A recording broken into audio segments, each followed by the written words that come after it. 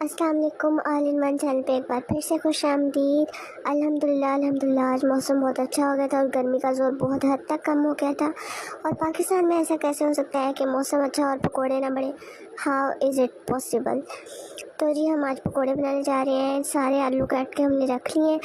आलू काटने के बाद इनमें जितने मसाले ऐड करने थे वो कर दिए। प्याज ऐड कर दिया, पुदीना ऐड कर दिया, अजवाइन जो आपके हाथ आपको नज़र आ रहा है वो लगता है पकड़ते जाएँ और ऐड करते जाएँ। इसको मज़ीद स्पाइसी करने के लिए इसके अंदर हम चिली फ्लेक्स ऐड कर दिए हैं। इससे स्पाइसी भी हो जाएंगे और मज़ा भी आएगा।